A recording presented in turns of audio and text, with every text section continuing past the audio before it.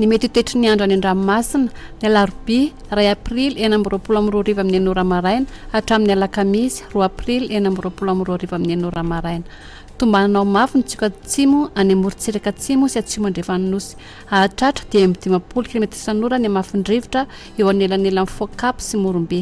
manomboka ny alakamisy 2 aprily 20 tolakandro. Mahazo fampitandremana amin'ny loko maitso zany ny eo anelanelany Fokap sy Morombe entanina ihany koa ny rehetra mba naraka ny toromarika torotry ny tompona andraikitra eny fotony. Ho an'ny morontsiraka atsinanana tanjony bombaomby hatrany amin'ny tanjona angotsy andraona amin'ny sitokotoko mety arahana orana tandrivindraona ny alina avy atsimo atsinanana atsinanana ny drivotra ka folatra amin'ny 20 km isan'ora ahatratra 30 km isan'ora manakaiky ny tendrony avaratra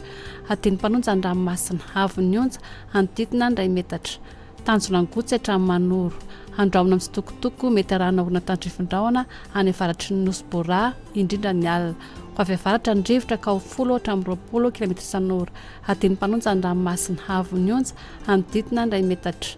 mahanoratra ny tolanaro andraona amin'ny sitokotoko avy avaratra navaratra sanana ny drivotra ka 30 km isan'ora ateny mpanonja nanonja be ny ranomasina avy ny onja hatramin'ny 1 metatra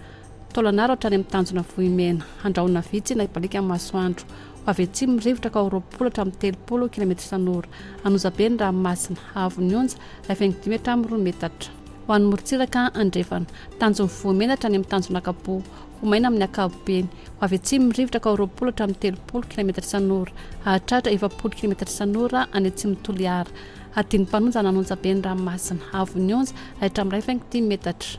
tanjona kapotra any amin'ny tanjona vilanandro anona tandrifindraona malana ny vamaraina any avaratry Morondava ho maina any akafa ho avy atsanana ny rivotra ny maraina ka 10 km isan'ora ho avy andrefana kosa ny tolakandro ka 10 km isan'ora ateny mpanonja ny ranomasina avy ny onja 15 hatramin'ny 2 metatra tanjona vilanandro hatrany analalava anona tandrifindraona ny alina sy ny vamaraina avy andrefana ny rivotra ka 10 hatramin'ny 20 km isan'ora helina ho avy atsinanana kosa ny vamaraina ka 10 hatramin'ny 20 km isan'ora ho tony ny ranomasina avy ny onja latsaky 15 metatra analavatra any amin'ny tanjona bombaomby andraona maalana ivaova amin'ny fitsoka ny rivotra ka 10 km isan'ora ho tony ny ranomasina avy ny onja latsaky 15 metatra